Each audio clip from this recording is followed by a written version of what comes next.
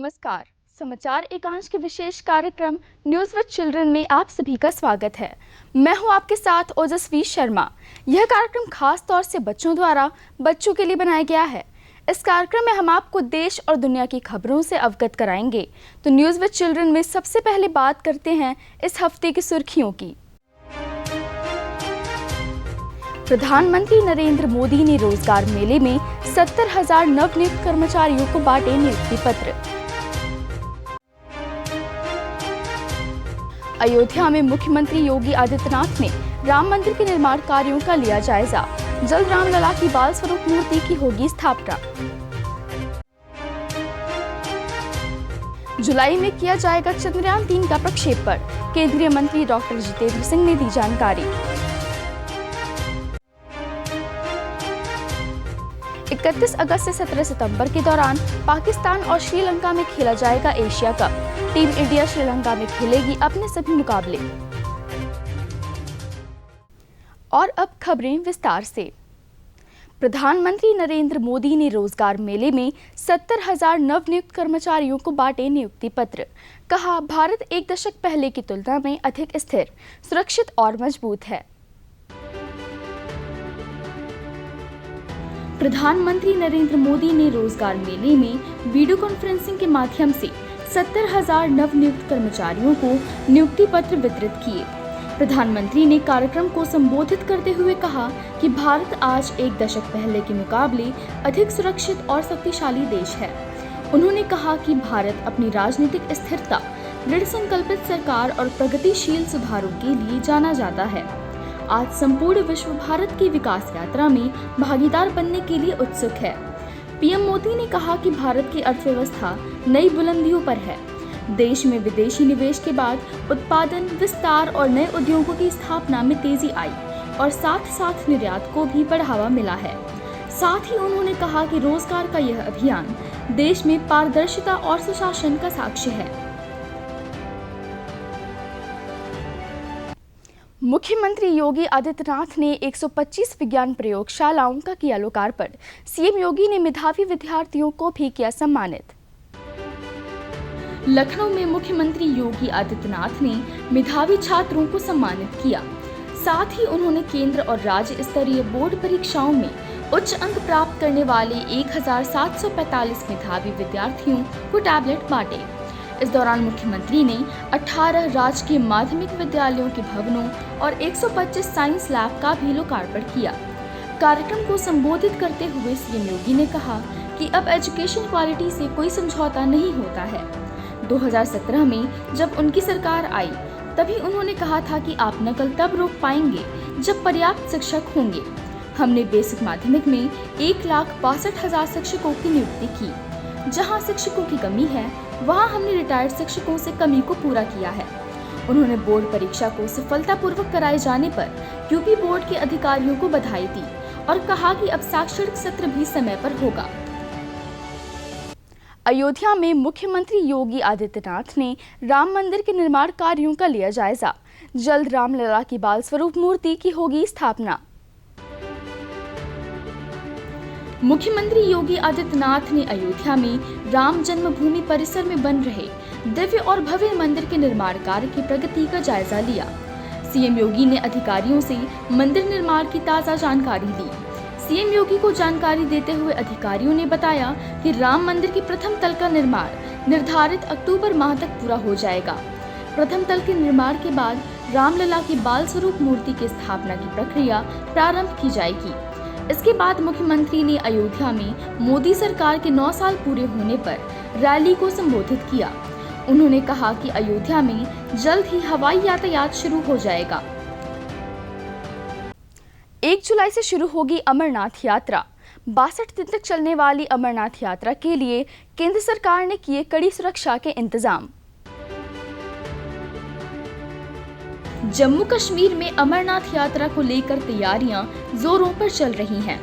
अमरनाथ यात्रा 1 जुलाई से शुरू होकर 31 अगस्त तक चलेगी। केंद्रीय मंत्री जितेंद्र सिंह ने कहा कि अमरनाथ यात्रा 62 दिनों तक चलेगी, जिसमें बड़ी संख्या में श्रद्धालु आते हैं। इस बार अमरनाथ यात्रा के दौरान जमीन से लेकर आसमान तक पैनी सुरक्षा व्यवस्था के इंतजाम किए गए हैं। साथ ही यात्रियों की सुविधा के लिए रात में भी श्रीनगर और जम्मू से हवाई सेवा उपलब्ध कराई जाएगी। लखनपुर से लेकर पवित्र गुफा मंदिर तक अर्धसैन्य बलों के 60,000 से अधिक सुरक्षा कर्मियों की तैनाती की जाएगी। नियमित तैनाती के अलावा कई स्थानों पर स्नाइपर और शार्प शूटर भी तैनात किए जाएंगे, जबकि अमरनाथ यात्रा के काफिले को तकनीकी उपकरणों से लैस सुरक्षा कर्मियों के साथ एस्कॉर्ट किया जाएगा। दिल्ली के नेहरू मेमोरियल म्यूजियम का बदला गया नाम, अब पीएम म्यूजियम के नाम से होगी पहचान। दिल्ली स्थित नेहरू मेमोरियल म्यूजियम और लाइब्रेरी सोसाइटी का नाम बदल दिया गया है। इसे अब prime ministers museum and library के नाम से जाना जाएगा। NMML सोसाइटी की एक विशेष बैठक में यह निर्णय लिया गया, जिसकी अध्यक्षता रक्षा मंत्री राजनाथ सिंह ने की। रक्षा मंत्री ने कहा कि यह संग्रहालय भारत की विकास यात्रा को प्रतिबिंबित करता है, वहीं देश के लोकतंत्र की जीवंतता और सफलता की कहानी बयां करता है। मैं देशवासियों से आग्रह करता हूं कि वे प्रधानमंत्री संग्रहालय को एक बार देखने जरूर जाएं। आइए आपको बताते हैं विज्ञान जगत में क्या कुछ रहा खास। जुलाई में किया जाएगा चंद्रयान 3 का प्रक्षेपण, केंद्रीय मंत्री डॉक्टर जितेंद्र सिंह ने दी जानकारी। भारत का प्रतिष्ठित चंद्रमा मिशन चंद्रयान 3 का प्रक्षेपण जुलाई में किया जाएगा। इस बात की जानकारी केंद्रीय मंत्री डॉक्टर जितेंद्र सिंह ने दी। उन्होंने बताया कि इस मिशन का उद्देश्य अंतरिक्ष यान को चंद्रमा के दक्षिणी ध्रुव पर उतारने से संबंधित महत्वपूर्ण तकनीक का प्रदर्शन करना है। उन्होंने कहा कि इस वर्ष की शुरुआत में चंद्रयान 3 अंतरिक्ष यान ने आवश्यक परीक्षणों को सफलतापूर्वक पूरा किया। इन परीक्षणों ने उस कठोर वातावरण का सामना करने की इस अंतरिक्ष यान की क्षमता को मान्यता दी, जिससे उसे अपने प्रक्षेपण और बाद की यात्रा के दौरान गुजरना पड़ेगा।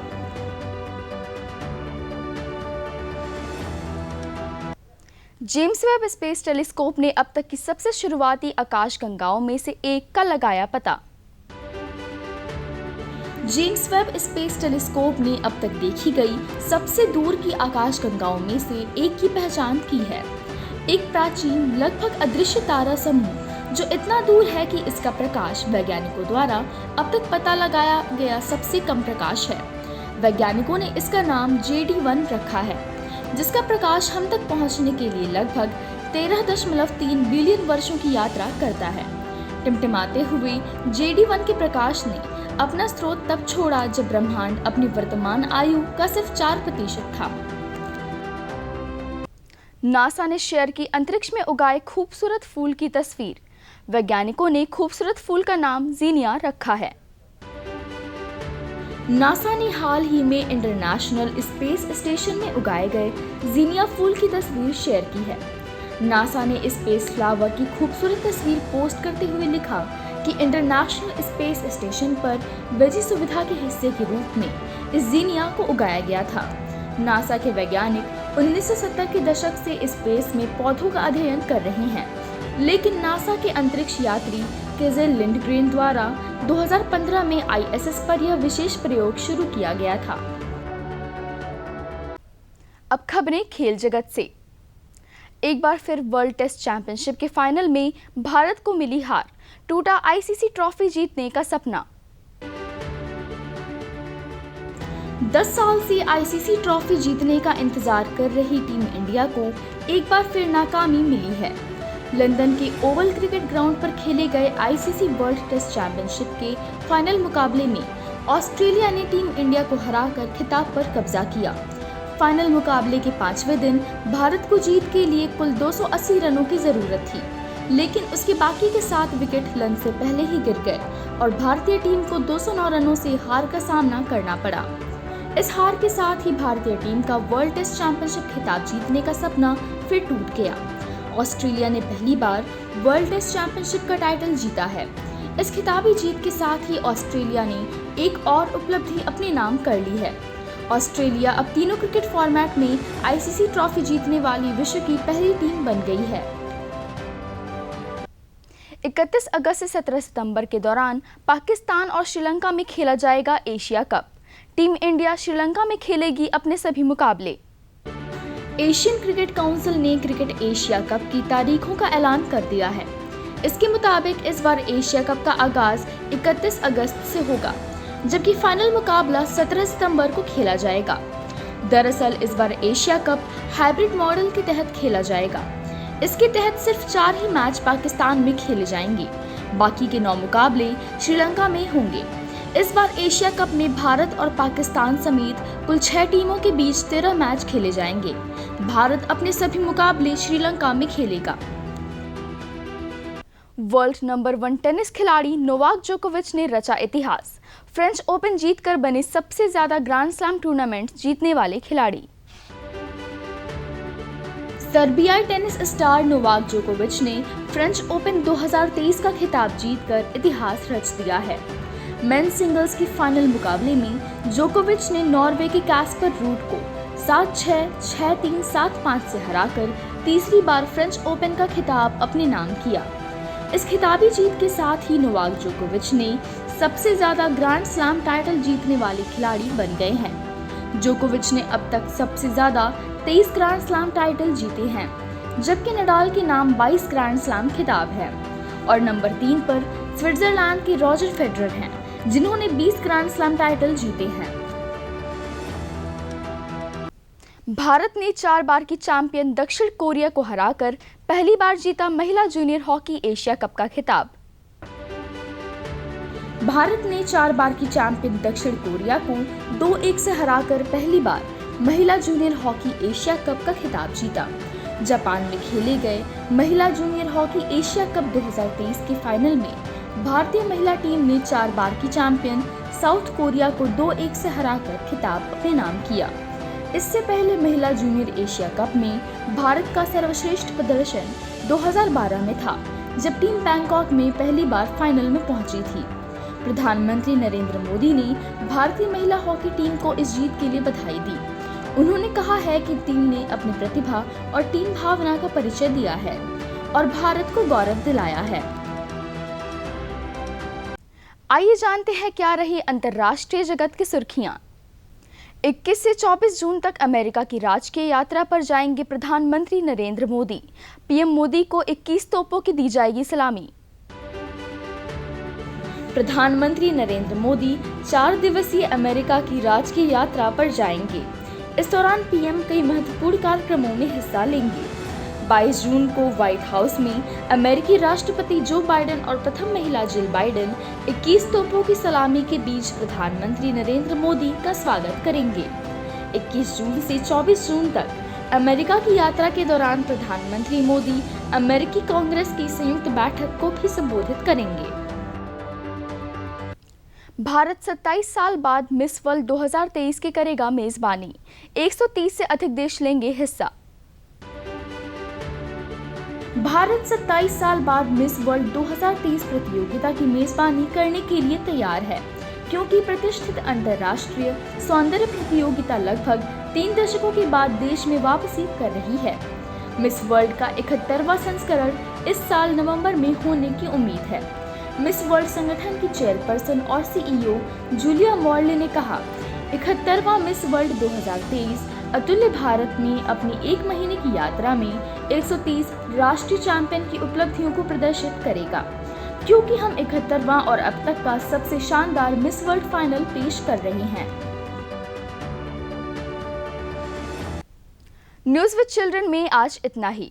हमें उम्मीद है कि आपको हमारी ये कोशिश पसंद आई होगी। तो अगले हफ्ते आपसे फिर से मुलाकात होगी देश और दुनिया की खबरों के साथ। धन्यवाद। देखते रहिए दूरदर्शन उत्तर प्रदेश।